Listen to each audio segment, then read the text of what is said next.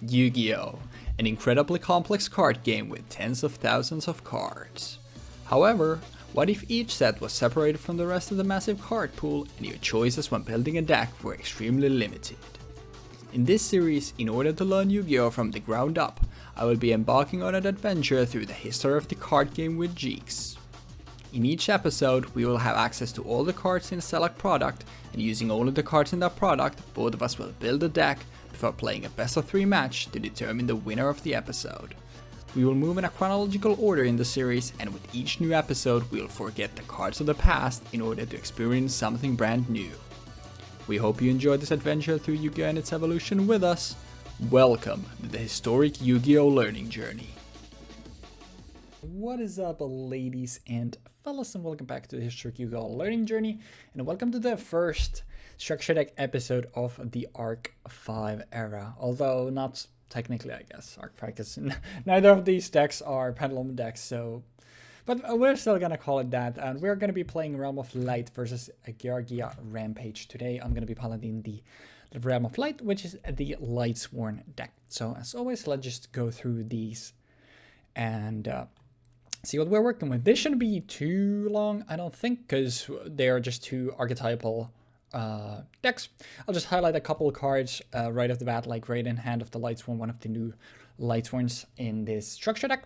A level 4 tuner that during your main phase you can mill the top 2 of your deck, and then it gains a small attack boost until the end of your opponent's turn if you send any Lightsworn monsters with the effect. Obviously Judgment Dragon is here, then we just have a bunch of the Lightsworns here as well, most of them being like stuff we've seen previously. Honest also here as well. We also have a couple Light Ray monsters there if you want to go that route. Necro Gardener there, because obviously having a graveyard effect, being able to pitch it or mill it from your deck. Very neat. Zephyr's the Elite, also some there that you can get from your grave. And even something like Fabled Raven, like which a tuner that can modulate its own level if your hand ends up being clogged by something like Wolves, for example. And then we have a bunch of I think most of these we've seen previous. I'm not sure if we've seen Sanctuary, but Realm of Light, obviously the namesake of the deck as well. Field spell where each time a card is sent from your deck to grave, you play a Shine counter on this card, and it's obviously each time a card, so it's per instance. And if one of your cards makes you mill 3, you don't put 3 counters on it, it's just 1, because it's the 1 instance. We also have Monster Reincarnation, Foolish Burial, obviously stuff like Wolf really appreciates that. Close Illusion, Lightsworn Barrier, eventually like here, just like Lightsworn support stuff. And then Skill Successor and Breakthrough Skill here, as well as traps that if they get milled, you still get effects in the grave. Important to note that both of the graveyard effects are on your turn only. No. And the only card, unfortunately, that we have for the extra deck, that's always the little bit unfortunate part about this structure deck episode. The only card we have is just a single extra deck card, and Michael, the Arc Lightsworn, level 7, almost generic, but needs a non-tuner light. And once per turn, by paying 1,000 life points, you can target a card in the field and banish it. And then when it gets popped, you can target any number of Lightsworn monsters in your grave to shuffle them in the deck and gain 300 for each returned card. And also it has the Lightsworn effect that almost all of them have, where on the field, like during your end phase, you mill from the top of your deck. As for the Geargia Rampage, I'm not sure how many of these we've actually seen, but it's basically like you have the Geargianos that want to like have stuff mostly with themselves. A Geargiano can tribute itself to target a level 4 machine, specifically level 4 machine that monster to summon it back. Can't get Geargianos, unfortunately. A Mark 2 on normal summon spell summons a Geargia monster from a graveyard. And Geargia Mark 3, when being special summoned by the effect of a Geargia card, lets you spell summon a Geargia monster from a hand or graveyard in defense position, but negate the effects. And then it locks you into Geargias.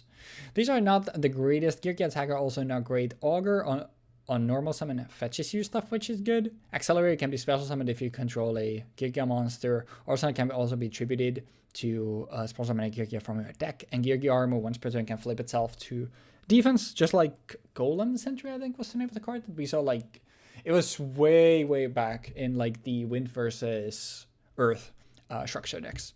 And then on flip face up, you can add a Geargia monster from your deck to your hand, except Geargia Armor. Then we have the gadgets here, as well as a Ancient Gear Gadget Dragon and Gadget Chimera, if you want some boss monsters from your main deck. Then we have a bunch of stuff that doesn't really matter, as well as Card Trooper, which is pretty good. Giant Rats, not the worst either. Fissure and Smashing Ground, so you have some removal here, even creature swap if you want to give your opponent some of your terrible monsters. The trap lineup is not the greatest, although Gear can like immediately go into Gear Gigant X.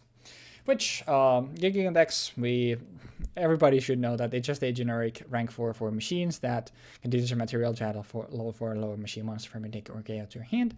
And then when it leaves the field, levels face up, you target a level 3 or lower Geargia monster to special summon it.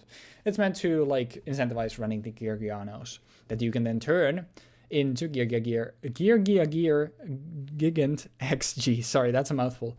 Takes 3 level 3 monsters. And during either player's battle step, when an attack involving your machine type monster is occurring, you can do this one to negate the effects of all Facebook cards your opponent currently controls, and also stop from activating cards or effects. And the effects lasts until the end of the damage step, and then when it leaves the field, you can add a Geargia card in your grave to your hand. The timing is weird because it needs a attack involving a machine type monster to occur, so a lot of stuff that is like when your opponent declares an attack, like you can still activate those, it doesn't prevent them. So it's basically like anything that's like on battle damage infliction is stuff it shuts down, which is like, okay, what's that actually going to do? It's not good. Gear Gigant X is very good though, so I guess it kind of balances itself out. But those are the 2 decks that we're going to be working with today. So hopefully you enjoyed the structure deck sets breakdowns, and I will see y'all in the deck building section next. Alrighty then. So we're gonna be doing some more structure decks. This time it's gonna be Geargia Rampage versus Lightsworns. And of these two, the Lightsworn one is definitively better. It's got overall stronger support for the things that it's actually supporting. The support that it got actually makes it meta relevant in ways. Whereas the Geargia support that you get in this structure deck just kind of makes Geargia more affordable, makes it easier to access the only real Geargia card that people will be playing anymore at this point, which would be Geargia X, because of the fact that it allows you to search for any machine monster. It's kind of the same idea as King of the Feral Imps, I think it's called. Yeah, King of the Feral Imps. Both King of the Feral Imps and Geargia X are rank 4s that are going to be used. Well, not Geargia X to a degree, but like Geargia X gets a lot of play in any deck that plays machines, obviously, because it searches for machines and it has requirements for machines. There's a certain alphabet block thingamabob that comes up way later that's going to use that thing, for example, as a really good rank 4 that can just make and guarantee plays next turn. Fucking hate this thing. But yeah, we have Geargia Accelerator. It has the ability to summon itself when you control a Geargia monster in defense position. And when this card is sent from the field of the graveyard, you can target one Geargia monster in your graveyard and add that target to your hand. Geargiano 1, as in, like, I'm going to just call it Geargiano 1. You contribute this card, then target one level 4 machine type monster in your graveyard and special summon it, but its effects are negated.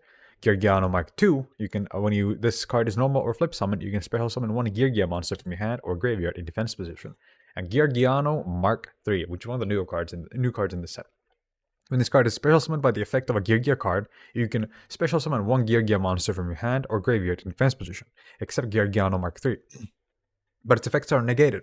You can only use this effect of Geargiano Mark III once per turn. You cannot special summon monsters the turn you activate this effect except Geargia monsters. So, to put it bluntly, this thing kinda isn't very good.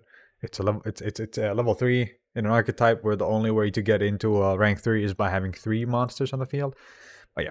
Geargia Armor. Once per turn, you can change this card to face down defense position, and when it is flipped face up, you can add a Geargia monster from your deck to your hand. It has 1.9k defense, so it's not that strong defensively. Geargia Arsenal gains attack for 200 for each Geargia monster you control, including itself, so it's 1.7 by default. You contribute this card and special summon one Geargia monster from your deck in defense position. Geargia Attacker. Once per turn, you can change this card to face down defense position, and when this card is flipped face up, you can destroy any number of spell trap cards on the field, up to the number of other Geargia monsters you control. Geargia. When this card is normal summon, you can add one level 4 Earth Machine type monster from your deck to your hand, except Geargia. I don't like these names. Also, you cannot declare attacks nor special summon monsters except machine monsters for the rest of this turn. Which usually you would summon this and add Geargia Accelerator, and then just like, make a Geargia X, add another card, and maybe go further beyond. Who knows? Then you have two copies of each gadget. Well, green gadget adds red, red adds yellow, and yellow adds green. The usual value stuff. Creature swap, so I can yoink Judgment Dragon. I can normal summon red gadget and yoink Judgment Dragon. Double summon. You can conduct 2 normal summons and set this turn, not just one. Fissure, destroy the one face-up monster with that your opponent controls that has the lowest attack. And limit removal, double the attack of all machine monsters you currently control until the end of this turn. During the end phase of this turn, destroy those monsters. Machine assembly line, all machine monsters in the field gain 200. Each time a face-up machine monster is on the field is destroyed by battle or card effect, place 2 junk counters on this card, and you can send this card to the graveyard to target one machine monster in your graveyard whose level is less than or equal to the number of junk counters that were on this card, and special summon that target. Smashing Ground, destroy the card with the highest defense. Stronghold and Moving Fortress, special summon this card as a level 4, 2k defense, and if you control green, red, and yellow gadgets, this card gains 300 attack. It's a rank 4, it's basically just exists for Geargia in this deck. Gadgetron Chimera, in case I feel like going for some kind of tribute plays, or like have Gear Town and I kind of just want to play like Gear Town.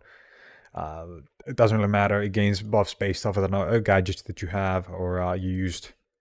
Based off the gadget that you used to tribute summon it, it sucks. Another copy of Geargia Attacker, more gadgets, another double summon, another Fissure, Gear Town. Both players can normal summon Ancient Gear monsters for 1 less tribute. When this card is destroyed and sent to the graveyard, you can special summon 1 Ancient Gear monster from your deck or graveyard. Hand, deck, or graveyard. Limited removal, it's the alt art, so I put it in the side. Machine assembly line, a Smashing Ground, and a Stronghold. Then we have Geargia X, a rank 4, 2 level 4 machine monsters. Once per turn, you can attach 1 material from this card, add 1 level 4 or lower machine monster from your deck to your hand. When this card from your deck or graveyard to your hand. When this card, face-up card leaves the field, you can target 1 level 3 or lower Geargia monster in your graveyard and special summon that target. And then we have Geargia Gigant XG. 3 level 3 monsters. During either play's battle step, while an attack involving your machine type monster is occurring, you can detach one XYZ material from this card and negate the effects of all face-up cards your opponent currently controls. Also, your opponent cannot activate cards or effects. These effects last until the end of the damage step. When this face-up card leaves the field, you can target one of the Geargia card in your graveyard and add that target to your hand. That about does it. I think this is not exactly the strongest structure deck we've had. The Lightsworn structure deck is obviously far more powerful, as I said earlier. It's got a lot of cards that really end up becoming staples for, well, not a lot of cards, like some really solid cards in there that become staples for Lightsworns going forward, such as Raiden. Raiden being the level 4 tuner that has the ability to mill 4 cards in turn and has the ability to mill 2 cards on demand, which is really impressive for a Lightsworn card to do at this point, since we don't really have access to that kind of milling yet. And I'm honestly scared this isn't gonna go well for me. But yeah, good luck with the games. And welcome back, guys and gals, and here's what we're gonna be playing today. A beautiful 60 card Lightsworn pile. So let's go through the deck, and I think a lot of these we've seen, so I'll just simply read their effects simplified. And when I will be referring to the Lightsworn mill effect, which refers to the most of the Lightsworns having an effect where during your end phase, you send the top X card from your deck to your graveyard. And the values change a little bit depending on the monster, but in general, the effect is still the same. So I will be referring it to as the Lightsworn mill. And right off the bat, we have our big boss monster, Judgment Dragon, which must be spell summoned from your hand by having 4 more Lightsworn monsters with different names in your grave. And then once per turn, you can pay a... Sorry, not once per turn. You can pay 1,000 to destroy all of the cards in the field. Only on your turn, but you can do it as many times as you want to. And then once per turn, during your end phase, you do the Lightsworn mill for 4. So this is our big boss monster, 3k beat stick, can nuke the field, and it's just a banger. Then for our tuners, we have 3 Raiden Hand of Lightsworn, which is a level 4 tuner. During your main phase, you can send the top 2 from your deck to your grave. And then Raiden gets a small attack boost for those. It doesn't matter. What matters is you get stuff in the grave, and it's a level 4 tuner. And it has the Lightsworn mill effect for 2. And the other that we have for our Lightsworn tuners, we have Minerva, which is a level 3. On normal summon, you can add a Light Dragon type monster from your deck to your hand, whose levels is less than or equal to the number of Lightsworn monsters with different names in your graveyard, which means that Judgment Dragon needs 8 different Lightsworn, which is... I think we're running 9, I want to say. 1, 2, 3, 4, 5, 6, 7, 8, 9. Okay, 10. We have 10 different Lightsworn names. Actually, did I even count that right? Actually, 1, 2, 3, 4, 5, 6, 7, 8, 9, 10. Yeah, 10. Okay. So it is achievable, but very unlikely. What is more likely is it being used as a level 3 tuner with a level 4 to go into our extra deck place, or if it's sent for the hand or deck to the graveyard, you pitch the top card of your deck to the graveyard, and there's an additional instance for stuff like Realm of Light, which is very nice. And then it has the Lightsworn mill for 2. We have one more tuner here in Fabled Raven, which is a level 2, but once per day you can discard any number of cards, and if you do, this card gains 1 level and 400 attack for each discarded card until the end of this turn. Another one beside this just here, if we need more tuners. Most of our stuff is level 4, so Fabled Raven being able to pitch maybe a dead wolf from your hand to the grave to then become a level 3 tuner to use with the level 4 is what makes it very neat. Celestial Lightsworn Angel, level 5, needs a tribute summon. We're only running one of it, but when you tribute summon it by tributing a Lightsworn monster, you can send the top 4 of your deck to your grave to target up to 2 cards your opponent controls and destroy those. They don't have to be monster, they don't have to be back, or you can just pick 2 of anything, which is actually pretty neat. Then we have Jane, the Lightsworn Paladin, a level 4. If it attacks an opponent's monster, it becomes a 2100 beat stick, and then it has the Lightsworn mill for 2. Just a simple beater. Lila Lightsworn Sorcerers. If you have it in attack position, you can target a spell trap your opponent controls. This card's battle position cannot be changed until the end of your next turn. And then you flip it into, into defense from attack and pop the spell trap. And then once per turn during your end phase, you can have the Lightsworn mill for 3. Gareth doesn't have the traditional Lightsworn mill, he's just a big beater, and if a card is sent from your deck to your graveyard by the effect of a Lightsworn monster you control, except Gareth, you send the top 2 of your deck to the grave. And then specifically from the Gareth's mill, you get to draw 1 for each Lightsworn monster sent. So Gareth just adds an additional instance of sending 2 cards to any other of your sends. Wolf, just a dumb beater, 2100. It cannot be normal summoned or set and must be spell summoned by a card effect. And if it's sent from your deck to the graveyard, you special summon it. Very simple. You want to mill this from your deck and then you get a free beater on the board. Then an additional way to get it on the board is Lumina, Lightsworn Summoner, level 3, where once per turn you can discard a card and then target a level 4 or lower Lightsworn monster in your grave to special summon it. And then it has the Lightsworn mill for 3. This is very good because it can also target the monster you send, so if you have dead wolves in your hand, you can just send the wolf and get it back with Lumina. And obviously, like if you have like Lumina and Raiden, like you can immediately just send with Lumina, summon back the Raiden, and then you can mill a couple and go for Michael. A single Arcus just to have an additional name here. Now the player can target a Lightsworn monster anywhere with card effects and during each of your end phases, Lightsworn mill for 2. The protection is neat, but 1200 attack or 1800 defense, it's easily still a beat over, so it doesn't really do a lot, but it's still useful, and it's an additional Lightsworn name. We have 2 more in this side as well.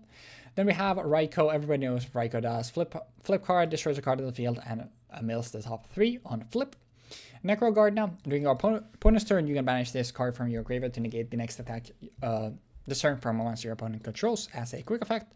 Obviously, this will end up very easily in the grave just by milling it with our Lightsworn effects from the deck, which is why we're running it. We're running basically all light lineup, so that's why we have 3 honest here as well. Just the hand trap that gives us attack equal to the opponent's attacking monster or battling monster. So this means that we always beat over it by the amount of the monster we are boosting with it. Realm of Light at 3 copies. Field spell, where each time a card is sent from your deck to the grave, you place a shine counter on this, and all lights on monsters gain 100 for each shine counter on it, and if it would be destroyed by card effect, you instead remove 2 shine counters from it.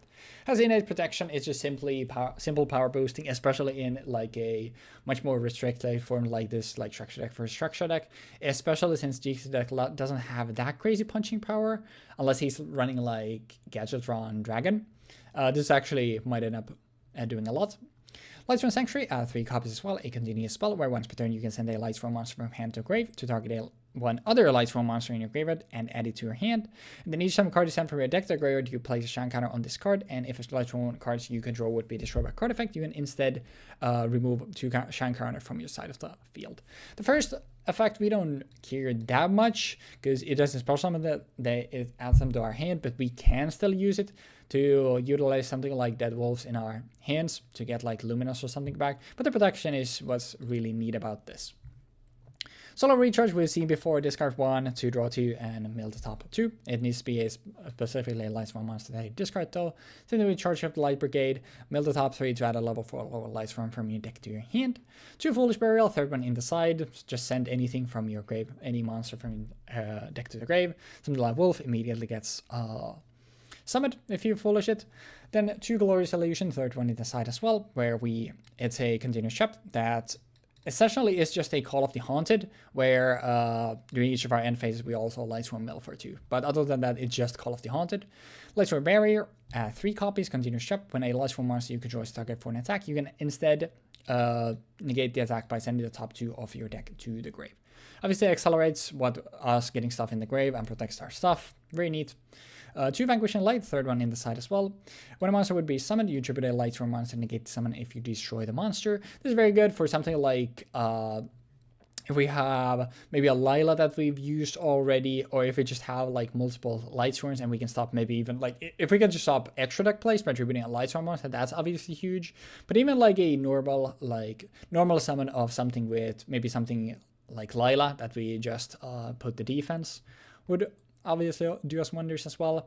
And then finally, in our main deck, we have 3 Breakthrough Skill, where we can target a face-up effect monster and negate it that our opponent has. And then during our turn, except the turn this card was sent there, you can banish this to do the same thing, but obviously only during your own turn. But it still gives us some way to use our cards in our grave, which is neat. As for the side deck, a lot of extra copies here. We also have 3 Skill Successor, which is the same thing as Breakthrough Skill, but instead for attack boosting. We don't probably care about attack boosting that much other than Realm of Light, but if we feel like a lot of the times like I would want the extra oomph, then Skill Successor is there for that. Monster Reincarnation is here just as a maybe what if we need to like reuse Honest, we want to reuse something like Lumina, we have Wolf sitting in our hand, something like that. Light Ray Diabolos only at 1. It has basically the same condition for summoning Judgment Dragon, except it needs 1 more, but they need to be light monsters, not just Lightsworn specifically, which obviously doesn't matter for us here. Honest, and these are like the only exceptions, and I guess Fabled Raven. But the effect is not great. Once per turn, you can banish a light monster from your grave to target a set card your opponent controls, reveal it, and then you can either put it on the top or bottom of their deck. It's not great. This is mostly good just because it's a pretty easily summonable beat stick, but I don't know if we care for that, so that's why it's in the side. Same thing here, like Daedalus has the exact same condition of 4 different named lights. Judgment Dragon obviously needing a Lightsworn, but still basically the same. And then once per turn, you can target a field spell card and 2 other cards to destroy them. And it doesn't. The phrasing here is important, where it's like it's not if you do destroy them like the 2 others. So it doesn't need to pop the field spell card. So even if Jeexx doesn't have field spells, we can still use this on something like Realm of Light that protects itself with the shine counters. And basically, by using Light Ray Daedalus, we get a pop on 2 cards. Just by removing 2 shine counters from Realm of Light, which is pretty powerful if we need the extra pops. And then finally, the last card in the side that we haven't talked about yet, sorry, is Eren, Lightsworn Mork, who, if badly attacking a defense special monster, you before a damage calculator shuffle it back into the deck, and then it has the Lightsworn mill for 3. I don't know how much stuff, because I don't think Geargia really wants to set stuff like. Geargia armor is the only thing that I could see Jeexx setting, and while like it's a lot of tempo, if we can like obviously deal with it with stuff like Eren, I don't know if it's enough. So that's why I have Eren in the side deck instead of main. So if we are struggling to deal with Geargia armor, then we're gonna side into Eren, I think. But obviously, like the structure deck episodes, like we have the benefit of actually knowing what the opponent is playing, and it's kind of the idea that you side for the matchup specifically. And the final card, and the only card in our extra deck that we have access to, is Michael the Arc Lightsworn. Level 7 Synchro needs a non-tuner light and any tuner, and once per turn you can pay 1,000 to target a card in the field and banish it, and when Michael is destroyed by any way, you can target any number of Lightsworns in your graveyard, shuffle them in the deck, and if you do, you gain a 300 for each returned card. And then it has the Lightsworn shuffle effect for shuffle, Lightsworn mill effect for 3. Just very nice, like, spot removal, especially like since it banishes, which is, sorry, obviously very good. And I think like Geargia even has some stuff they actually care about, like having in the grave. And obviously like being able to just banish something like Gadgetron, the Gadgetron like Chimera or Dragon, or even like get rid of like a Gear Gigant so it can't like get it back. I don't remember if the deck had ways of getting stuff back from the grave. But like stuff like that is just, it's a really good effect on a 2600 body, which without boosting, the only thing in Jeexx deck that can actually beat over it is Galvatron Dragon. So, but that's gonna be all for our deck breakdown, and I'm excited to play Lightsworn again. I definitely think that this is the better deck out of these two. Like the Geargia deck has 2 things that can go into the extra deck, but like XG is it's pretty meh, and overall like I just feel like Lightsworn just has way more potency at this point in time, so I definitely think we got the more powerful deck overall, but that doesn't stop us from throwing these games away in the past, so it'll be interesting to see how it goes. But like I said, I'm very excited to be able to play Lightsworn again, so hopefully you enjoyed the deck breakdowns, and I will see y'all in the dueling zone next. What is up, ladies and lads, and welcome back to the History Yu-Gi-Oh! Learning Journey, and welcome to the first structure deck episode of the Arc 5 era. I almost just V-Reigns, but we're not there yet. We just started this, so. But technically part of this is still in the era of Zexal, but it doesn't really matter. We're gonna call it the first structure deck episode of the Arc 5 era. In Geargia, Rampage, and Lightsworn something. It is a Lightsworn deck. Realm of the Light or something like that. Realm of the Light. Oh yeah, that's what it was. Nice. Good that somebody here actually remembers stuff. But yeah, I certainly do remember. Yeah, this is totally what it's called. But yeah, was that the first Lightsworn one? Oh no, it is Realm of Light. Never mind. Okay. Then you're good. But yeah, Jeexx is gonna be piloting the Geargia deck, and I'm gonna be piloting the Lightsworn deck. And yeah, do you have a pun for us before we get started, Jeexx? I'm about to go on a fucking rampage. Damn.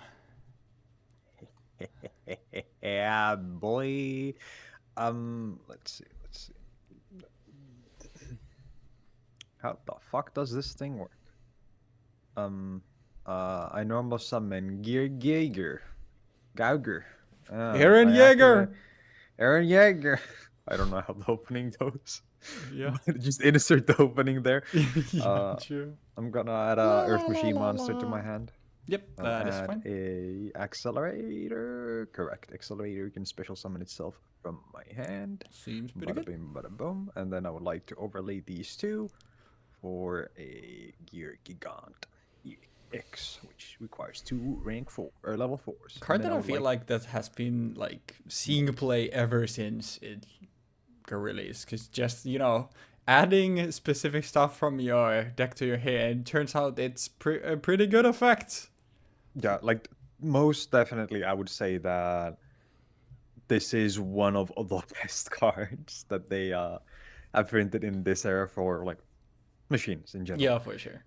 Like it's the same thing with the MX Saber Invoker in a way. Like that card is far too good for its own, like for what it is really. It's just a rank 3. Why is that rank 3 so fucking good? Like who allowed this? And then I would like to add another. I mean, I might as well add another one of these because that's kind of handy. Then I pass. Yep, seems pretty good. It would be cool if Gigant could summon like any Geargias and not just the Geargianos, but it's pretty neat anyway. Anyways, we will start off with an activation of Realm of Light to stay into with the name of our deck. Yeah. And then, honestly,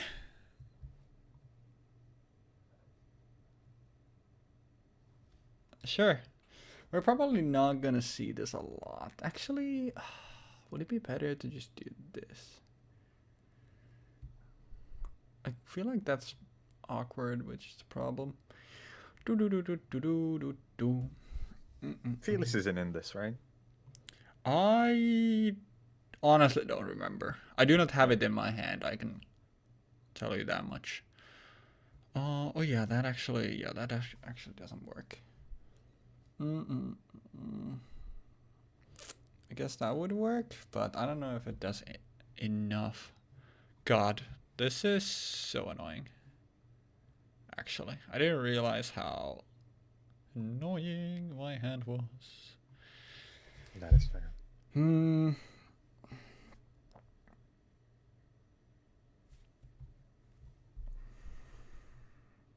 I think I'm just going to set one and pass, unfortunately. Could be anything. Could be anything. There's a lot of stuff here that I want to set. Let me see. What does this require? Summon one Geargia monster from my hand. I mean, that kind of works, but it doesn't do what I want.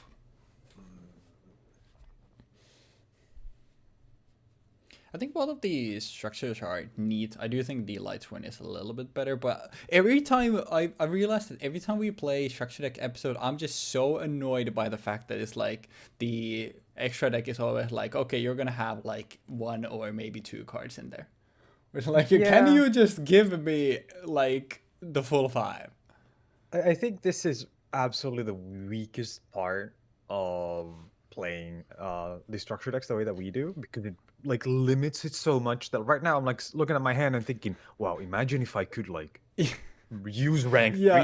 And not just, it's like, okay, do you want to make Gear Gigant X or do you want to make the whatever the Geargiano thingy is? Yeah. That I'll go to. I would like to normal summon Geargiano Mark II. Yep. Special summon from my hand a Geargia monster in defense position. Yep. I would like to summon Geargiano, and then I would like to tribute Geargiano to special summon a level 4 machine type monster from my graveyard. Yep. Oh wait, but this effects are negated. It doesn't do anything to begin with. Oh, I forgot. That's whatever.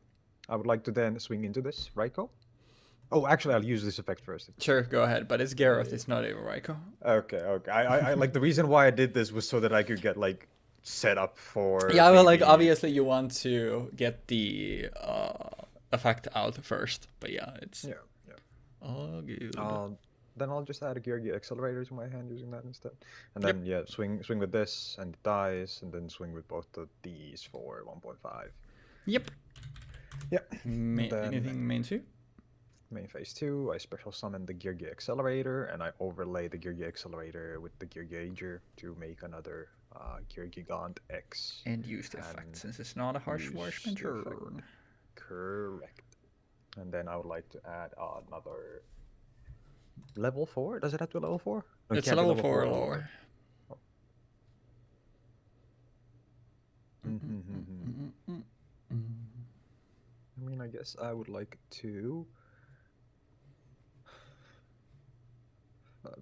fuck it. This thing. Geargia Arsenal. And... Yep. Oh my. I should have made this thing before I swung button. I didn't even think about that. Honestly. It didn't even occur to me to use Geargigan's ability again. Yeah. God, this hand is dog shit. I mean, we need to make something happen, I think. So we will normal summon out a Lumina, if that is okay. That is okay. Then I will use the effect of Lumina. We will discard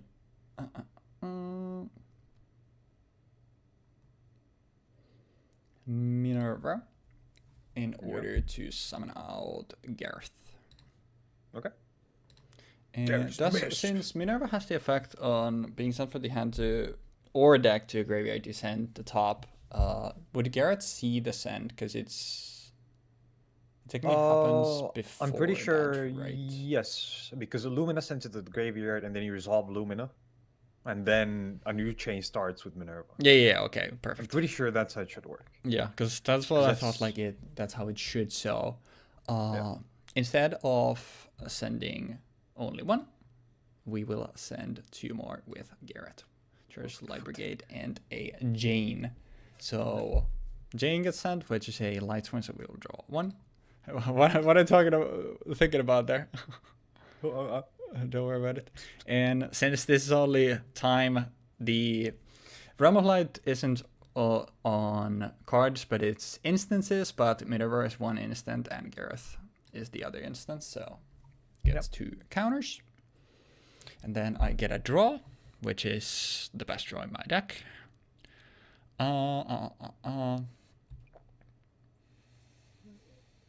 And I guess then we will go... It's so annoying. I think I need to do this though. We will go Gareth over Geargia for 150 because it gets 200 from Realm of Light. And then Lumina into Gear Gigant X. Actually, why did I do it this way? It doesn't matter. Either one of those. But yeah, it doesn't matter. Is the attacks fine? Yeah. Yeah, damage stab, honest, yeah. That's 1,000. Wait, it's always the yeah. Lumina, so 1,200, because honest gives it the battle monster. So honest makes counting for this stuff easy, and then you get to summon out something. Summon a level 3 Geargia monster, which will be Geargiano. Yep, seems good. Then main 2. I think that'll be all she wrote. We go end phase and Luminous Effect. We will mail 3. Solar Recharge, Celestia, and a Lightsworn Barrier. And then Gareth sends another 2, being a Breakthrough skill, and Arcus, which gives Realm of Light 2 more counters, correct? Yeah, and gives us a single draw from Gareth since sent Arcus. Okay. And that'll be all she wrote. Okay, stand by. Main, I would like to look at my hand and think for a moment. I have 2 Geargia accelerators in my graveyard. How am I ever gonna recover? I know the only thing I know in your hand is Arsenal, correct? I don't think I know anything. Yes. Because you used the early accelerator, yeah. Yeah. I mean both the early accelerators. Yeah, because you've added 3, which was Augur, Accelerator, and Arsenal. Yeah, so Arsenal is the only thing I know. Yeah, that is correct. Let me see. How does this work? For my hand or graveyard in defense position? Me.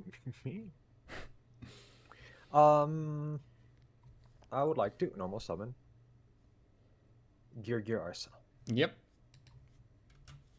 Is this okay? That is perfectly fine. I have no effects here. Okay, cost. I would like to tribute Gear Arsenal. Yep. Yeah, to special summon from my deck a Geargia monster. Breakthrough skill you don't have to worry about anyway, because the grave effect is only during my turn. Oh, what the fuck? I forgot. Yeah, breakthrough skill is it's the trap can be used on either player's turn, but the other one is only on your own turn. Oh yeah, which is pretty Excellent. important. Now that I summon this guy out, I get to special summon a Geargia card. Yo, do we get to see the other extra deck monster? And I cannot special summon any other monster than Geargia monsters for the rest of this turn. I get to summon out a Geargiano Mark II. You're gonna have all 3, obviously. Yeah. We got all 3. Huey, Louie, and whatever. I always called them. Dewey. I called them Hubert, Lubert, and Dubert for so long. Ironically, then that I forgot that. It takes 3 level 3 monsters. It takes 3? Oh, yeah. my bad. That's why I said, like, we finally get to see it on someone else. Then that is really annoying. Actually, that it takes 3. Holy shit. Yeah. Well, I would like to go into combat, Yep. and I would like to attack into the Death Lightsworn Warrior. Yep.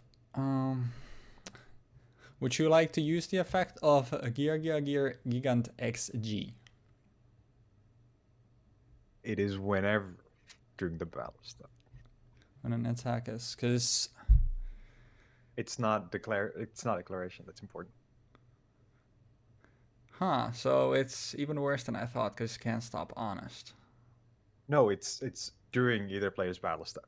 Yeah, I just mean because it's like it negates the effects of face up stuff, but and afterwards you can't activate effects. But that means that if I had honest and I used honest, like the power boost would still be there. Correct. This card is bad, huh? Yeah, it's not very good. But yeah, Gareth is like if it was your opponent can activate cards or effects in response to this, that would be good. Yeah, like that would legitimately be good. Gareth is 50. I'm taking 50 damage off this, which is funny. Man. Yeah, Gareth is fine, and I will take 50. Okay, and then I swing into the Luminum. Yeah, and I mean, I'm gonna be honest. I kinda have to. I'll detach Mark II. Yeah, I figured because otherwise. Just in case. I mean, you can drop honest right now. Yeah, I mean, I can, but it's like. Actually, no. I mean, I can drop it on the. Yeah, because it's active. Wait, this card is terrible. Yeah, I attack on with Gigant, and then you can respond to the effect itself using honest. What's the point of your opponent cannot activate cards or effects part when it?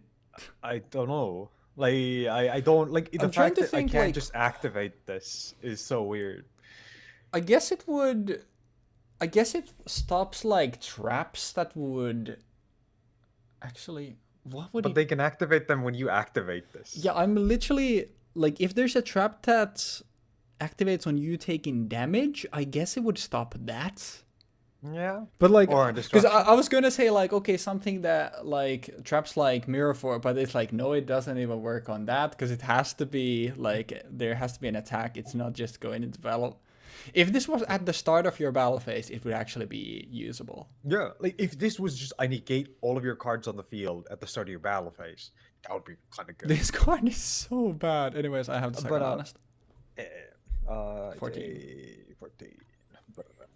I then grab a Geargia Accelerator from my graveyard. Why is this card so fucking terrible? Don't know. I mean, the fact that it's three materials is just bro. I had a line for a third Gear Gigant X in here. Actually, instead of adding this thing, I will just fucking add the one of the Gear Gigants back to the deck, extra deck. Yeah. Oh yeah. I think that's better. Yeah, that's actually true. So you can actually use good extra deck monsters. Mm-hmm. Also, I would like to point out that in my first 17 cards in my deck, in my 60 card deck, I have gotten 2 of my 3 honests. Don't like that card. That's fair. Yeah, don't like it. Not at all. Not best. No, some aluminum. Draw standby main. My guy's gonna normal summon Lumina into normal summon into special summon Lumina into special summon something else. No, I think I'm just gonna set a couple of cards. Could be anything. Could be anything.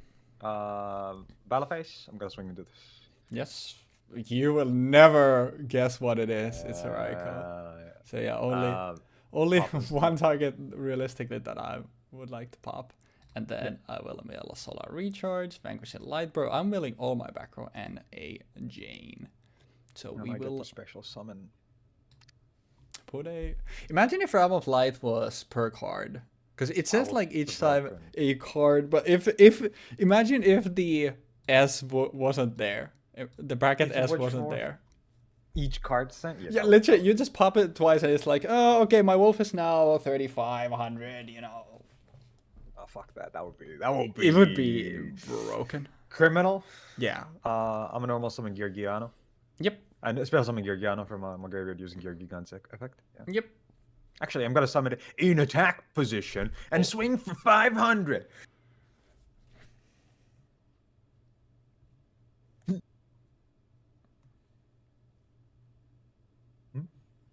Yeah. So I was baffled. Baffled. Yeah. I legitimately didn't even think about that. So, you know. Bro, this Geargiano got hands. It's Geargiano got hands. Mickey bro. Mouse ass hands, but still hands. Mickey Mouse ass hands. I'm gonna tribute the Geargiano to special summon a level 4 machine from a graveyard, and I would like to, I think we had this discussion before, but if I summon Geargia Arsenal and I tribute Geargia Arsenal, I can just use it because it's tribute. The cost is the tribute, so it would resolve. That's in a literally what I graveyard. was thinking. Because like effects are negated, but then if it activates on the because stuff like skill drain says that you can activate effects, but the effects are negated, right? So if it works the same way, then obviously that would mean that you could get Geargia Arsenal. Like you could, actually, this is something that we can probably easily see, but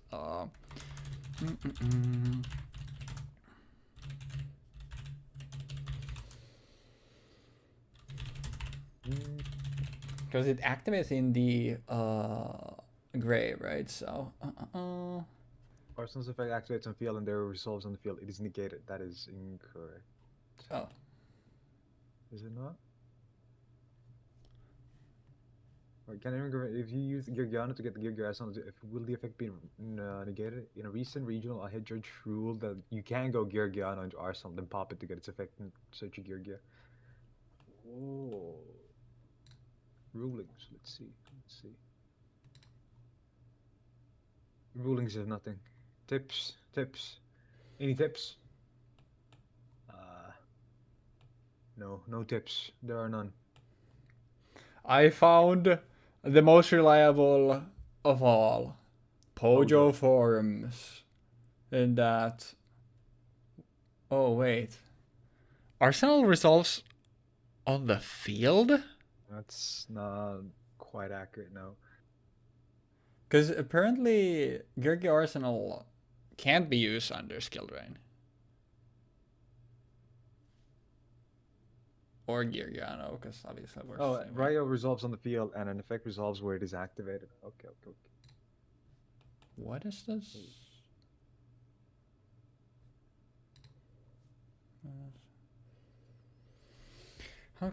Even though it's a graveyard, when the effect finishes resolving, it was activated on the field. Every effect resolves at the same place where it's used when activated regardless of... No way. Is that right? Effects on the field, that means the effects are activated on the field. Geargia activates by tributing. Oh, so the tributing is not a cost, it's an effect? But it is a cost. That's because I'm looking at the semicolon and... This is different from skill drain. Skill drain is similar to FFL versus XFL. FFL will still negate the effect of XL4 even though it's tributed.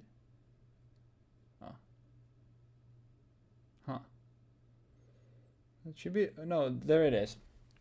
It is true that Geargia Arsenal's effect will be negated, but since the tribute is a cost, the effect won't be stopped. Just like starters and first skill drain, starters can still negate cards like Dark Cloud successful while skill drain is out, because skill drain only negates monster effects. The effect won't be as out. Just like Geargia Arsenal's for mana instant, the combo is possible. Because that's what... Like, it's... Sounds like it would make sense to me as well, because it is a cost and not... activates on the... What are these people saying? Arsenal's effect activates on the field and therefore resolves on the field, but the effect resolves only after it is gone. But yeah, I think, I mean, we can just agree, but I think it like should work, because like everything else that we know that works the same way, like works that way, and it literally is a cost because it's semicolon. So Wait, I'm just gonna double check.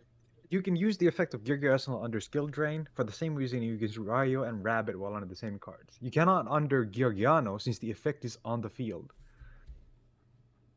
What does that mean? does it mean because I'm trying to see like what, because like skill drain is on actively on the field, like negating the thing, but Geargiano like is there something about Geargiano where it like puts on the card basically like its effects yeah, are yeah, because negated? it negates the effect itself rather than Oh yeah, because the skill drain effect on the says that field. they can still be okay, Yeah, yeah, because never mind. like That makes... you can activate effects. Like I'm pretty sure you can tribute Geargia Arsenal, but the effect will not trigger. It will Oh just yeah, yeah, fizzle. yeah. That's true. So That's true. Okay. yeah. So okay. So So I it will just doesn't. Huh. instead go I love how into consistent Yu-Gi-Oh is with stuff like this. man. Man. Fucking hate this card game sometimes. I'll summon Geargia Accelerator in attack position, and then normal summon Red Gadget and use Red Gadget effect to add a yellow gadget. It didn't And then normal this turn. I never realized. no, I just went into Geargigan and swung with the thing, and then you popped that Ryko, and Yeah. which just took ages to get to this, Yeah. and Because then overlaid we love these ruling two stuff. for Yeah. Geargigan, Another, and then you add what? Augur. and then Or I'm gonna add actually, you have a one more accelerator left. I have one more accelerator, and I also have a Mark II. I'm thinking, So so your hand is yellow gadget and Geargiano. Mark 2. correct. Cool. And then I pass. Yep.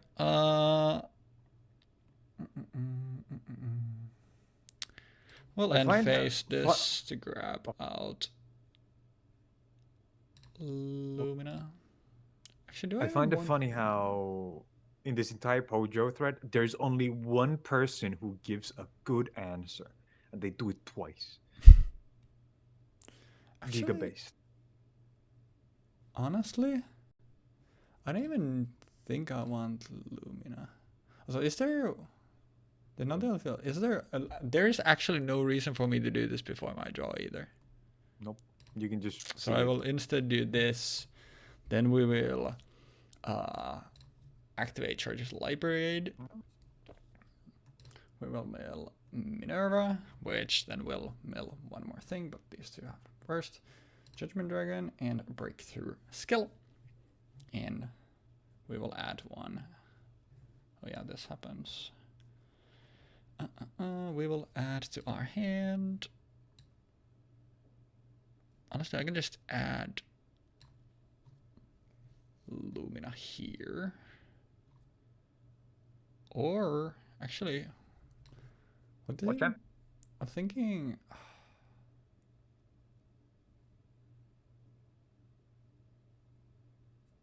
Yeah, you know what? I mean, if you we gotta add my boy Raiden. Bro, this fucking guy is broken. Yeah, and then one more mill because of Minerva. I already added one counter, so 7. Then we will normal summon out said Raiden. Yeah. Then we will activate this. We will use this to summon out a... Don't you want to use Raiden first to mill too? It doesn't really matter. Yeah, I'll just summon this out. Oh. Then we can use Raiden to mill for... Does it have a decline? No, okay. I'll just use Raiden to mill another Realm of Light and Wolf. I think I lose. There is a pretty good chance. Yeah. That's because then I just pitch and then I summon out Jane and that's 10 billion damage. 10 gazillion damage. Bro, given what's with the past two episodes having 60 card decks to just somehow still have it happen to like draw the nuts. Getting too honest in 17 first cards is kind of insane. I feel scammed. I feel cheated. I was gonna go for another rank 3. Pain. Hey. But luckily you have the greatest rank 3 of all that doesn't do jack fucking shit. Oh, this is a good hand. We love to see it. Yep. Actually, I set one pass. I think both of us got... I'm going to end my own existence. Dog. Yep. You remember the first time when I played Lightsworn and I had that opening hand with 3 wolves? Oh. Man. Set one pass. Dog, this... I don't even remember what macro there is in that. Whatever. We'll fire off a Realm of Light. Is that okay? Mm-hmm. We'll normal summon Lila. Is that okay?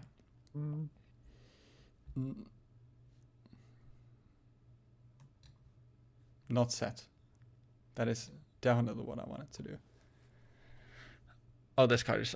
I love this card is also still a trap. Big fan. We'll set one and... yeah. Then we'll... Can I use the... No. Why does Charge have the mill 3 but none of the other ones have? Whatever. I will mill 3 for Lila. Another Fabled Raven. Gareth. And a Minerva. Minerva gets milled, so we'll mill one more for that with Jeexx, which adds another counter. And that is all she wrote. I can't wait to draw more good cards in my next turn. You'll never guess what the 3 cards in my hand are, though. I'm gonna activate double summon, and I'm gonna normal summon 2 of these. Yo, we're playing good cards. Oh my fucking god. Overlay and 3 of these. We're going minus 70 billion, and I'm going to do... Yeah.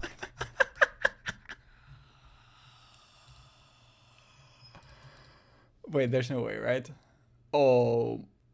I would like to special summon by having 4 more Lightsworn monster with different names.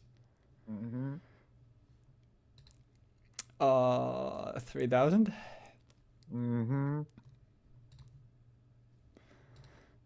Aren't you glad that we had the rule where you're not allowed to forfeit? Because like you can definitely bring this back still, right? Oh yeah, I forgot to do the mill, so let me do that. Oh yeah, if you hit wolf, I have to change that. Let me go and break up. Yeah, all good. That's it. Hey, fissure, eh? What if I don't want you to fissure it? It's too late. Okay, just making sure. Yep. Job. Well,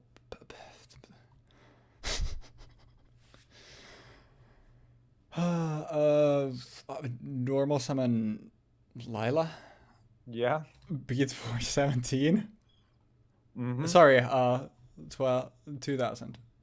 2000. Yeah. Round light. My bad.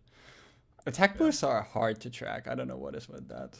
And in phase we mill 3, charge, Arcus, and Raiden.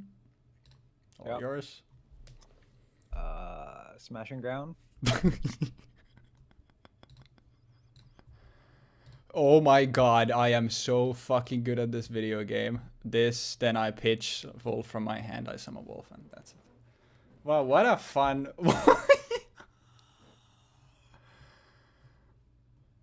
We love going fucking -5 to get hit with 1 of 3 Vanquishing Lights in a 60 card deck. I have 30s, 33, over 20 something monsters at the very least in my deck. I was like the 26. also my set was a Necro Guard. I was like, yeah, like I think the Lightsworn deck is definitely better, but like the Geargia deck, like at least has more extra deck plays. But I did not realize Doesn't? that it doesn't, but it did before I realized that Geargia Gigant X is literally the effect doesn't work on 99% of the stuff that it probably was intended to work for. I realized that I cheated in game 1 too, by the way, because Gear Gigant X isn't a Geargia guard, it's a Gear Gigant. Therefore, I cannot send it to my extra deck using Gear Gigant XG. So this thing doesn't have even that utility. This card is trash. I mean, it didn't matter because you only went through 3 anyways, right? Yeah. So it didn't matter, but it would have mattered if I survived to the next turn. Yeah, that's true. Good on addressing that for sure. But I mean, yeah. What a terrible fucking card. You know what the saddest part is? Yeah. The when this face-up card leaves the field, you can target one other Gear card on your graveyard. Didn't even activate because you can get it the sun. So this card doesn't even have like that to save it. I'm using 3 cards on my field, which are already like I can only summon these 3 cards if I have the 2 of these in my hand. The audacity of this shit taking 3 resources is fucking insane. That's so painful. Like if it was 2, I would be like, okay, sure, it's 2.5 KB. It's thick for 2 materials that I can get fairly easily. It has recursion. It's honestly a really good card at that point for Geargias. The effect itself is shit, but like, and there's a billion different like rank 3s you would rather play over it. Yeah. But it's a really good card for Geargias in the structure. It's in this specific context, it is maybe usable sometimes. Yeah, if you reduce the cost to 2. But instead, why is it 3? Yeah, what a terrible fucking card. It is unfortunate. That is hard. Honestly, I think it's been so long since like we've had a like go like -3, -4, fucking -5. Actually, yeah, because they use double summon. Yeah, you use double summon. You summon a 2-1, and then got the summon, and then you went to the extra deck, and then it's like, I mean, I guess technically not -5 because it wasn't a Black Horn of Heaven or whatever the card. It was like, okay, I also need to tribute a Lightsworn, but still, it's essentially like, okay, I had a 200 defense thingy, like so essentially it's the same. I should have just swung into these and be like, yep, that's it. Also, my starting hand wasn't 3 wolves, it was 2 wolves and an honest. Because I always draw the honest. Bro is fucking based. Lightsworn is just fun. Yeah, Lightsworn is casino gaming. Yeah, they're just like I got too silly. This is what Jeexx sent me. That's a good image. That's what happens when you play Geargia. Yeah, it's like sometimes you just get a bit too silly. I'm somewhat of a silly goose. But yeah, honestly, after the behemoth that was last week's episode with Duelist Alliance, which you definitely should check out, by the way, it's a banger. It's a banger, I assure you. Maybe for the best to have a bit of a lighter episode and like one of these archetypes like we've seen multiple times. Anyways, Geargia, I mean, the structure did give us Geargia and X for machines players, so, and I mean, Geargia Armor is a good card, which you literally never got out, so that's awesome. Maybe you should also play the 60 cards to have more consistency, because apparently that's how it works out. Geargia X was released in Return to the Duelist, by the way. Oh, yeah, it wasn't even This is a reprint. Yeah, this is, oh yeah, awesome. Great structure deck there. It's very good, I assure you. I mean, if we had access to like actual extra decks, like I feel like the deck would definitely be actually like not like super great, but it would definitely be good. Yeah, like But if I didn't have to just sit on 2 gear gigants and I could actually like, go like, okay, I'm gonna make castle, I'm gonna bounce your shit. Oh, I'm gonna make something else to deal with your board. Like if I had access to the toolbox instead of sitting here looking at gear gigant XG, you definitely know, at some point in the future, like maybe I don't is Hero Strike and Synchron Extreme are those the next ones? could be. Because I'm thinking like maybe we could at least do like in the because I think those have like 4 and 5 respectively. Like it could at least be something like, okay, I mean, if you have 5 there, okay, those are the ones intended to play in the structure. But if you have less than 5, then maybe you could like add the stuff that is like still aligns with the theme of the like what would an example be like for example I don't remember if the synchron extreme was it even extreme, it was something synchron, the structure deck has stardust but like you could add like different stardust cards in there if it doesn't have full 5 or something like that, but these are still like scarce enough that it's maybe fine. Maybe if we get like when we get to like actually like the Link era, if they actually still print structure decks without like full extra decks, then we'll do something about it. But it's something to consider maybe in the future. Because they like I definitely think that these like feel bad, but I feel like if it went like all in, I just like literally pick any stuff to put in there, then I feel like that would be like too much. So finding a nice middle ground for that like could be neat. I'm checking the freezing changed ice barrier structure deck, and they have 5 synchros in there. Oh, neat. So So that's probably they realize at some point. So yeah, maybe you have we'll just access suffer to. and we'll have something to complain about, which is always nice. Yeah, you can always have like preloaded Johns this way. Yeah, that's a good call out. That's awesome. Yeah. That's why like playing in lag is always worth, because you can always blame lag, or like you can get your opinions online. So then you can always be like, okay, like you put out a claim and it's like if you're wrong that it's like, oh, but I heard it from this person, and if you're right then obviously there's nothing there. Smile. Smile. Anyways, Anyway, did you guys hear about the Pokemon leaks? Holy shit! bro, Didn't know Typhlosion did that. I have not been able. Okay, podcast time. If you were here for Yu-Gi-Oh, then number one, you're watching the wrong series. Number two, Real. then thanks for being here for Yu-Gi-Oh. That's cool. Anyways, podcast section.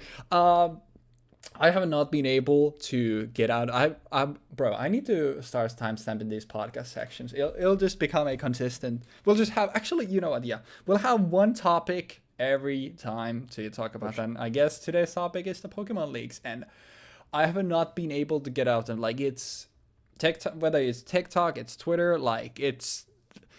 I swear, I said this, I think actually this morning, which like, I swear I haven't heard, like Pokemon hasn't been talked about this much, like ever, even in its like peak popularity. And we're talking about No. the most popular IP on this earth. And I swear like Pokemon has never been talked about this much.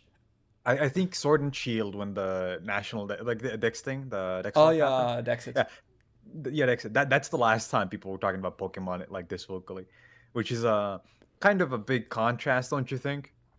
Yeah, but it's like I haven't really like looked at. I saw like there was a leaker about something like that. I claimed that probably it would have taken me 7 years to go through that shit all, and I was just like, I don't think I care enough. I heard there was also, I guess at this point, a spoiler alert if like you don't want to hear about any leaks or spoilers or anything, like I'll give you 5 seconds to click off. We're gonna just talk about the Pokemon league a little bit and then we'll call it there. So thank you for being here, but if you don't want to hear about leaks, we'll talk about them in 5, 4, 3, 2, 1, 0.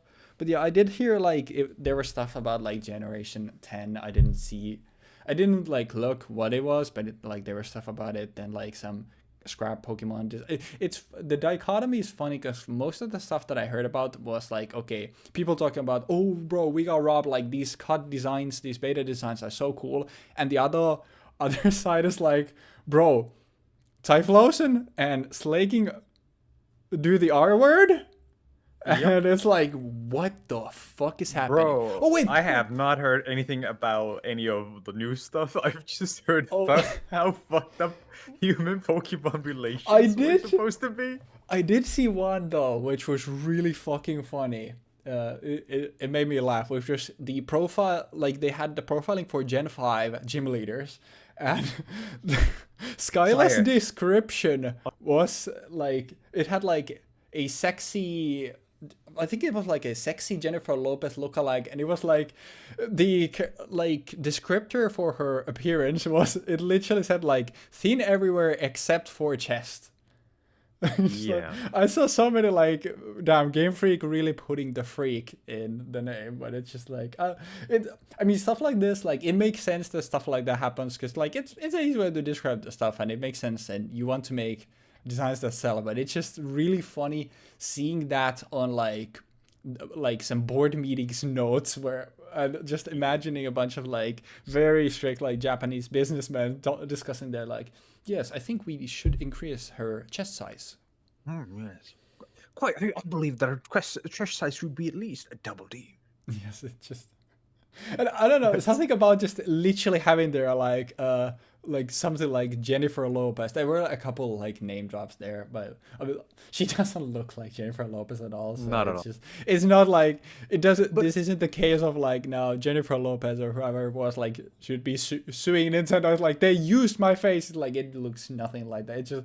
It was Japanese people being like, who's like a slightly like dark skin tone like woman that we could use as reference. Jennifer Lopez. I might be even like talking out of my ass and not talking about the right person because I'm terrible with names. So if I do, then apologies. But yeah, it's funny. I did see a lot of people like also talking about it, which is obvious. Like, I don't know how much of it. I don't really have a side in this thing, but like I don't know how much of it. But like some people talking about like a lot of it is also like just rooted in folklore. Like I heard like the Typhlosion something like it's actually something that like had to also do with folklore. And I mean, I think the games even, like if you read some of like you look at some of the bookcases and stuff on there, like I think they have reference, like for example, like a marriage between Pokemon and people, like just in the game releases as well. So like that's in Gen 4 in, I don't remember which of the libraries, but one of the libraries has that. And the fact that like the things that now have come out in relation to things like Slackoth and Vigoroth and slacking, you know, like that story about slacking or Vigoroth, it's even worse because apparently the reason why that happened was because like the backstory is this woman and her friends killed Slackoths for fun. Yeah, they were just literally murdering Slackoth for fun and gouging out their eyes or something. Like what the fuck? What? Pokemon? I guess the Pokemon manga and people actually dying like tried to warn us, huh? Yeah, they were actually warning us. But yeah, I did not appreciate it. But yeah, it is interesting to think about like how like it is interesting to think like this. The thing that it got me thinking was like, if like Pokemon hadn't become like this literally world phenomenon, the most profitable IP in existence, that like is so easily marketable and everything, like it works for like in its current form, it works as something you can market to literally people of any age, like from kids to like much older people. Like my grandma probably knows what a Pikachu is definitely. It's like, if it didn't happen and it was more of this like niche thing, would it have like maintained the darker undertone, and would they actually have like gone with that more? Like I do wonder. Kinda have to assume so, because like first gen is also a little like weird. Like when you think about Mewtwo is fucked up, right? Yeah, it's, and there's not really any other Pokemon. Essentially a human experiment, but just Pokemon for that. Yeah, they try to make a Pokemon that is based off of a Pokemon that they supposedly found like fossils of and like hieroglyphs of, Yeah. and then they try to give it essentially sentience, and not like, no, I guess awareness is a better way of Yeah, putting it, not because sentience. they basically tried That's to fine. enslave this like weapon of mass destruction, Yeah, which and is then like it if you fucks think up. about that way, like that's a dark fucking undertone. Yeah, I mean that's Pokemon, and then later Yeah, on, it's just everybody has a weapon of mass destruction now, and we're not gonna question it. yeah, but it's just Hmm. it's definitely interesting, but it's Yeah. like it is funny to just see because like obviously in today's era it's like everyone needs to have an opinion on everything, and even like stuff like this that just comes out with like a lot of people that probably never thought about Pokemon, didn't care about Pokemon at all, like no, they're probably, I don't want to generalize, but I feel like a lot of people are also like, damn, the Pokemon company is doing fucked up things and like uh, talking about stuff like that when they like literally haven't said a word or cared about Pokemon ever, and just like, you need to have an opinion on this. So I guess I'll just say like, damn, controversial take, guys. R word is bad, What? but it is like, damn, you're so brave for saying that. But also like, I, do, I don't think like I know a lot of people are probably memeing, but also like especially Twitter, the collective like intelligence level there is that of a worm. So I'm sure a lot of people are also like, damn, these people are definitely bad people for coming up with like concepts and things like this. And it's like, I don't think it's that deep, and a lot of it is like I've seen multiple people talk about, like a lot of stuff about Pokemon is like rooted in folklore and stuff like that. I mean, basically all Pokemon designs are like just based on animals. Like a lot of them are literally just like uh, mixing up two animals or two things. Like I mean, Squirtle is a turtle that squirts, and Bulbasaur is a dinosaur with a flow bulb on its back. I don't It's think an it's that onion. deep.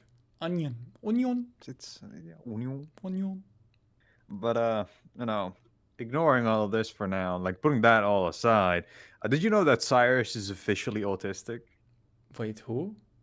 The Team Galactic leader. Oh, wait! I swear I heard of this before. I've seen this tweet getting reposted everywhere for the last like 24 hours, and I'm kind of sick of it. I haven't seen the tweet. Oh, can you link me the tweet? Let me see if these people have reposted it again in the last 5 hours. I don't think they Like have. you saying that just immediately rang a bell, and I'm like, I swear I have heard of this like at least a year or something ago. Like this mentioned before. I wouldn't be surprised. Like I feel like it was probably something that came up somewhere, and then people like talked about it, and now it's being confirmed. Like apparently, like the people are talking about this specifically in relation to comparing Super Mario 64 leaks or Nintendo leaks Mhm. versus Game Freak leaks, which is in Super Mario 64. Apparently, you can find Luigi somewhere. Apparently, I don't know if it's in the game itself, but like apparently Luigi is in 64 somewhere. Oh And, shit! and The wow, hidden that's Luigi. super cool, guys. Anyhow, Cyrus is autistic, said Game Freak. I have now scrolled for about 30 If to I 40 just seconds Google and I haven't Cyrus found it. is Oh, I found it. autistic. Cyrus is canonically autistic. Central leaks. There we go. There was a Ginga clan Akagi. He was born the eldest son of a wealthy family in the Shino region. His parents were together, were able to buy him anything he wanted. His parents always quarreled with each other. He was expected to be perfect. He hated that he was not perfect. He came out of perfectionist autistic. He never communicated with his neglected parents and became immersed in scientific machines. He loves scientific machines. He has no contact with people, so he loses his emotions. Cool. Hell yeah. Autistic King. His goals make perfect sense now. As a fellow autistic, I can see why resetting the universe would be a good idea. And Huh? then there's Denji. Oh, he just like me for real. The fucking panel. Mm, Oh yeah, this the same thing. But anyway, Pokemon. Pokemon. I mean, is this going to affect my view on literally anything Pokemon related personally? No, I don't care. If something comes up where they're glorifying the slacking stuff and start it's more and more and more, then at that point I might be like a little bit weirded out. But I wonder. I wonder how was there anything? Because like I said, I didn't delve too deep into the leaks. But was there anything like from which time period this was, and like was No it just idea. literally everything related to Pokemon that had ever been done? I think it's supposedly from like some lore writers, like Mega Bible, and they're just collections from the last 20 years or something. Mm-hmm. Also, Which I did fine. also hear that there were like people leaking a lot of like employees' addresses and shit like that. That's like, what the fuck is the purpose of that? Like, what purpose does that serve, and why do you do that? That's just fucking weird. It's Yeah, doxing is strange. I It don't is. understand why anybody would choose to dox someone who has not actively harmed Is them. that like And even then, what do you gain from that? Is always like when there was the whole swatting movement on like Twitch and stuff. I'm always just like thinking like, what the fuck is your purpose in life if that is what you're doing? Like, what the fuck are we doing here? and it's absolutely demented. Yeah, people are weird.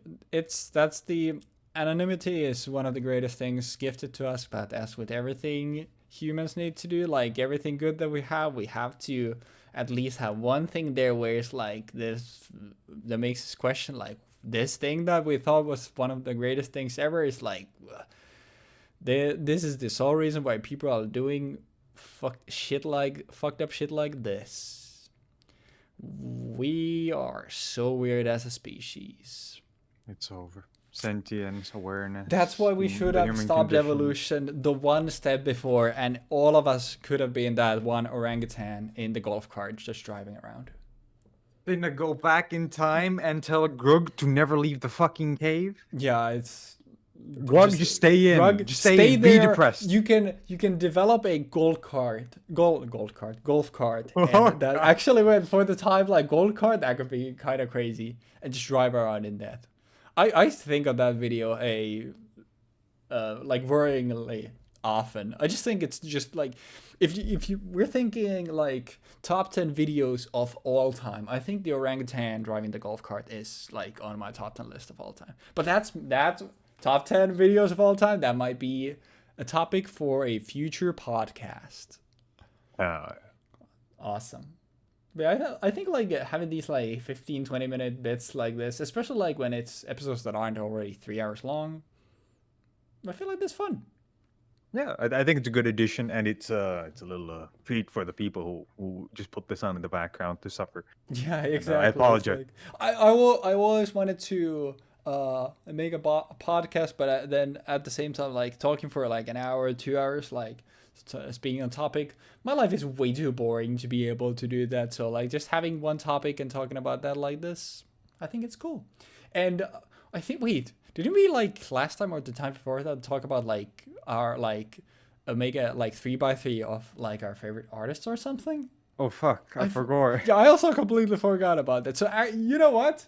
Next Monday, in the podcast episode, actually, okay, I say next Monday.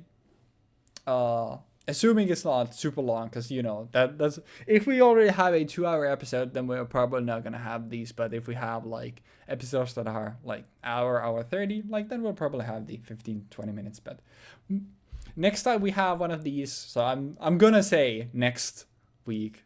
Like if you listen to the podcast bit, then you're going to hear about I was gonna say like our top 9 artists, but I guess like a 3x3 would more be like, okay, explain your taste in 9 artists. I'm terrified. Music artists, right? Yeah. Oh yeah. Yeah, I guess I was thinking like I There's say gonna artist, be. but that was weird. I mean, I can definitely do that. I feel like I already have a few that I have immediately in mind. I feel like it'll be hard to. I feel like mine's gonna be like around 13, and cutting it to 9 is gonna be hard. But we'll worry about that next time. So yeah. Anyhow, what is next time? Next time is that was before we started the podcast bit. That was where I was going. I'm glad you brought us back to that. Next time we will have episode 84 is going to be new challengers. That is what we are playing next week. So that is exciting. Maybe we finally get to see some pendulum monsters actually appear. Mayhaps we will see some machines. Oh, maybe we'll even see some machines that aren't affected by anything and are really funny and fun. Powers isn't out yet. Pretty sure. Okay. It's like 2 sets from now. Okay, then there is still hope for a bit. But honestly, I'm pretty sure when I made the shell for next week, I'm pretty sure I am playing a pendulum deck. So most likely next week we can promise you're going to see cards with multiple lines of text, as well as hear us talk about music artists probably. So yeah. Let's go. We did it. Thank you for watching another episode and or listening to the podcast bit. It's just a fun bit, but honestly, like I feel like this is a nice fun addition, and it's just been like fun the series, like seeing like how bits and pieces here and there just change throughout time when we continue with the series. It is scary to think about like a few more months and we've been doing this for 2 years. Holy fuck. Why did you bring this up? I can feel my hairline receding. Oh god, I need a sponsor that Keeps. We need Keeps. Oh. God damn it. Keeps sponsored the video. We're both nearing 30. Come on. Yeah. Okay, I genuinely we need to stop the ageism. Okay, this is the final thing I'll say before we get out of here. I watched a few TikToks this morning, and one of them was literally, it was a woman in her 30s playing Rainbow Six Siege, and the clip just starts with like someone being like, "Wait, you're over 30?" And she says like, "Yes." And then it's like, damn. I mean, it's not like that old, but like when you're playing games, like in gaming, like that's old. That's all. Like all he says, and like the woman goes through like so many emotions, and then like and then like she's just like, that might have been the hardest I've ever been roasted. And like she even told him like, I was having such a good day before you said that. We need to stop, man, ageism. I mean, as long as you're happy, that's perfect. Then you don't need to worry about shit like being 30. Being 30 is cool. I still have copium. A lot of. I still have my best years ahead of me. Copium. Best years. The best years of your life are the years you make the best, and it doesn't matter how old you are. Just do what you feel like doing and live your best life. Life's too short to be worrying about being 30 or being 40 or fucking being in school.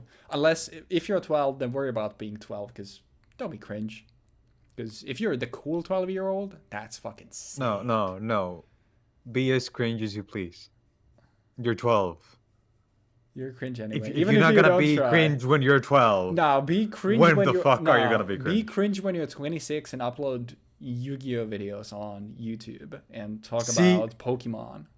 The problem is, we weren't cringe enough when we were 12. We were suppressed. We were oppressed by the base faction. The woke suppression. No. The base faction.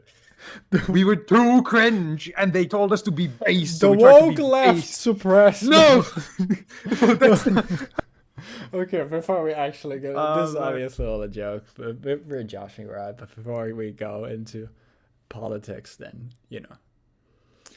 I can't believe how base those people were. I should have been a cringe 12-year-old. Instead, I was based as fuck.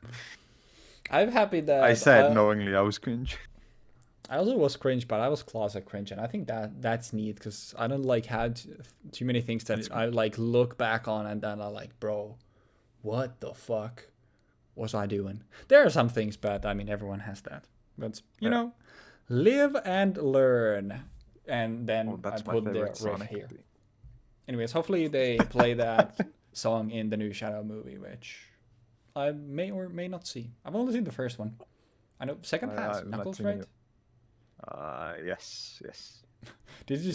I have not seen them into. Yes, absolutely. I'm pretty sure the second one has Knuckles because Knuckles is in one of the live action movies. Yeah, it's not in. Yeah, so or he is in the third, but okay. Now this is turning into an actual podcast. If you want to see that, let us know and we'll think about it. But yeah, we're gonna get out of here now. Thank you for watching the episode and listening to us ramble as always. And hopefully we'll see you next week for new challengers and perhaps finally the dawn of Pendulum monsters in this series. So it'll be interesting. And also talk about music artists. I keep repeating it so I don't forget myself.